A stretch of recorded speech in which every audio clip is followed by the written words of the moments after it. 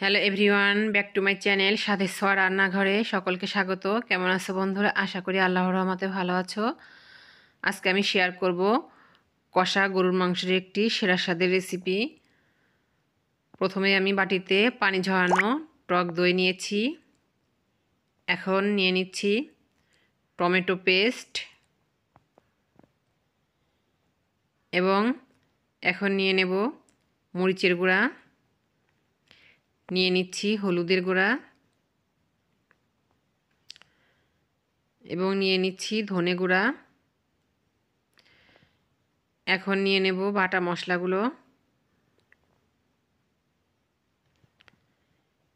নিয়ে নিচ্ছি রসুন এবং আদা একসঙ্গেই মিক্সড করে বাটা,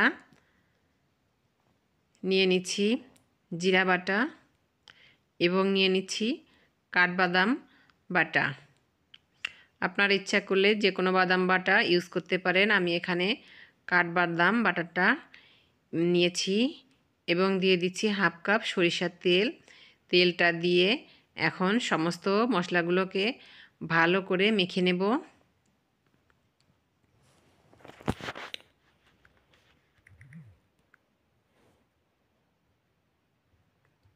মশলাগুলো ভালোভাবে মাখানো হয়ে গেছে। এখন আমি নিয়ে নিচ্ছি এখানে 1.5 কেজি গরুর মাংস, হাড় এবং সলিড মাংস দুটোই মিক্স করা আছে, কারণ শুধু সলিড মাংস খেতে ভালো লাগে না। এখন আমি মাংসের ভিতরে দিয়ে দিচ্ছি মশলাগুলো দিয়ে মাংসগুলোকে ভালো করে মেখে নেব। দিয়ে দিচ্ছি স্বাদ মতো লবণ। লবণটা দিয়ে মশলার সঙ্গে মাংসগুলোকে ভালো করে মেখে আধা ঘন্টার জন্য রেস্টে রেখে দেব, যদি হাতে সময় থাকে। আর যদি সময় না থাকে তাহলে সঙ্গে সঙ্গে রান্না করেও নেওয়া যাবে। এখন আমি আধা ঘন্টা পরে গ্যাস ওভেনে একটি হাঁড়ি বসিয়ে দিয়েছি। হাঁড়িতে দিয়ে দিচ্ছি সয়াবিন তেল, দিয়ে দিচ্ছি পেঁয়াজ কুচি,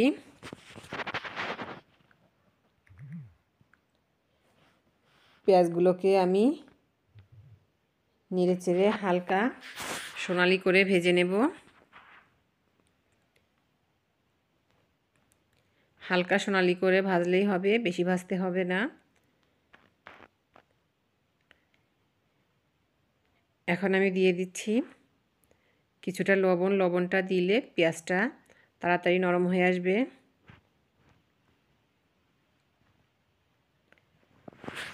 পেঁয়াজগুলো আমার হালকা সোনালি কালার হয়ে এসেছে। এখন আমি মেরিনেট করা মাংসগুলো অ্যাড করে দিচ্ছি এর ভিতরে। আর আজকের মাংসর সাইজটা আমার বড় বড়ই রয়েছে, কারণ বাজার থেকে যেভাবে এনেছে সেভাবে আমি রান্না করছি। কোনো রকম মাংসগুলোকে কেটে নিই নাই। এখন মাংসগুলোকে ভালো করে নেড়েচেড়ে কষিয়ে নেব। আর মাংসগুলো কষানো যতটা ভালো হবে মাংসর টেস্টটাও ভালো আসবে। এখন আমি দিয়ে দিচ্ছি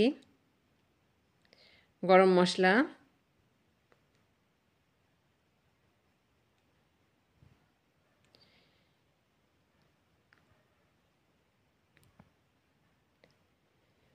মাংসগুলো কষানো হয়ে গেছে। এখন সামান্য একটু পানি অ্যাড করে দিয়ে, অবশ্যই গরম পানি অ্যাড করতে হবে।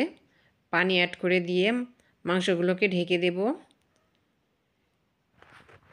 গ্যাসটাকে লো ফ্লেমে দিয়ে দিচ্ছি। দিয়ে এটাকে আমি আধা ঘন্টা কুক করে নেব। আর মাঝে মাঝে ঢাকনাটা খুলে 2-1 বার নেড়ে দিব।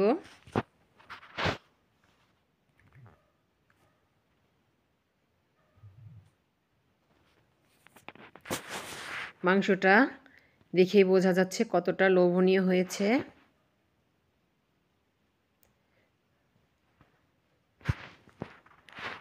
মাংসটা প্রায় সিদ্ধ হয়ে গেছে, আর সামান্য কিছুক্ষণ রান্না করলেই পুরোটা সিদ্ধ হয়ে যাবে। এখন ঢাকনাটা খুলে একটু নেড়ে চেড়ে নিচ্ছি। আমার মাংসটা রান্না হয়ে গিয়েছে। এখন আমি কিছুটা গরম মশলার গুঁড়ো অ্যাড করে দিচ্ছি।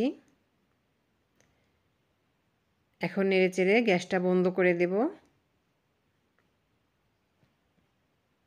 এভাবে গরুর মাংস একবার হলেও রান্না করে খেয়ে দেখবেন, অসাধারণ টেস্ট হয়।